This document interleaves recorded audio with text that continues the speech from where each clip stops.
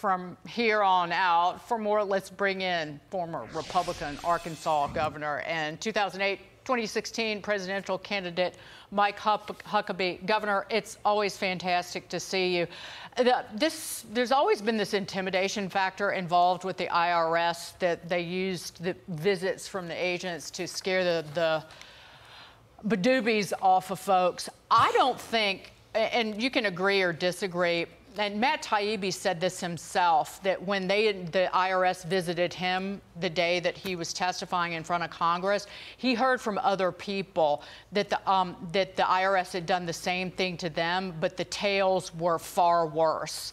And I think that this personally probably goes a lot deeper than people expect, and they don't want it to be uncovered what's going on in terms of political intimidation. Well, it was a stupid idea to begin with. I mean, even the Girl Scouts are barely going door to door anymore. People just don't do that. And if you have someone coming from the IRS and banging on your door and say, we think you owe some taxes, we want you to pay up right here. I mean, who are these people? Do they show up with a baseball bat? Is this why they asked for so many rounds of ammunition for IRS agents, those 87,000 agents they wanted, and they had to be prepared to use lethal force? And I'm thinking, good grief, we're going to start shooting people because they didn't pay $200 of their taxes? This is insane. So, yeah, this is common sense. It should have been a lot more common. They should have never done this door-to-door nonsense. And I don't know if they just got nervous that taxpayers were not going to believe it was the IRS and thought it was a home invasion and get somebody hurt. But it was a stupid idea. Thank goodness they've dropped it. Yeah, Governor, I was back in Wisconsin, and one of my former classmates, big guy, was like, he came up to my table and was like, the IRS came to my house a little over a year ago, guns drawn, badges out, scared the living, daggum set out of him. And he went a year, spent thousands of dollars, and basically they dropped it. There was nothing there. And they said they were doing this to help taxpayers resolve their account balances by collecting unpaid taxes and on-file tax returns. Listen, you go to your point, do you go there with a baseball bat and say, file your taxes, or give us the $1,000 you owe? I mean, these things are normally resolved in courts with judgments, not guns and baseball bats. Well, it's exactly how it's done. Or you call the person in advance, you send them a letter, and you say, we think you owe taxes. Get your CPA, come to the IRS office, let's sit down and discuss it. You do an audit. That's how this is resolved. But this is such an intimidating thing from the government. I can't believe they ever thought it was a good idea. And I don't care if a person is a Democrat or Republican. I'd like to think that Americans are universally appalled at the notion that the IRS would just come to your door unannounced, not with an appointment, unannounced, bang on your door and say, pay me or I'll shoot you or hit you with a bat or whatever it is they're going to do. I know many instances they peep in your garage to see what kind of car you're driving. They go through your garbage. Matt Taibbi, this is the quote, my impression is there may be a broader pattern of using the IRS to investigate a range of politically irritating people. And I expect this is the IRS's attempt to bury this bad behavior that warrants exposure and the cleansing of daylight. We shall see. What keeps liberals up at night? The Supreme Court. Over the weekend, a Harvard law professor and a political scientist from San Francisco State University called on the Biden administration to defy our nation's highest court, saying in an open letter, quote, we urge President Biden to restrain MAGA justices immediately by announcing that if and when they issue rulings that are based on gravely mistaken interpretations of the Constitution that undermine our most fundamental commitments, the administration will be guided by its own constitutional interpretations. So defy SCOTUS, say these two twits. This is one of those things I would just point out. This is a real insurrection when you have people saying, just ignore one of the third branches of governments. And these two people who are pushing for this, I mean, how much more petulant can you get?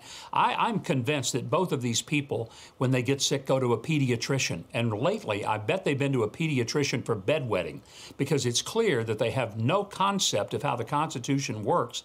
And when they attack the integrity of the court because they don't like the decisions, can you imagine what would happen if a conservative lawyer, law professor came out and said, Yeah, I think a conservative president should just ignore any rulings from a liberal court and do what they doggone well want to do.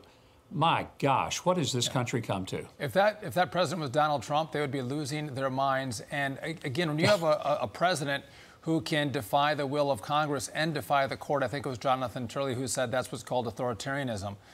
Here's what concerns me, though, Governor. It's these kind of professors that are training the next judges and prosecutors that are going to take over in this country, and it's going to be this rotten ideology that are going to be enforcing the law under which we all have to live.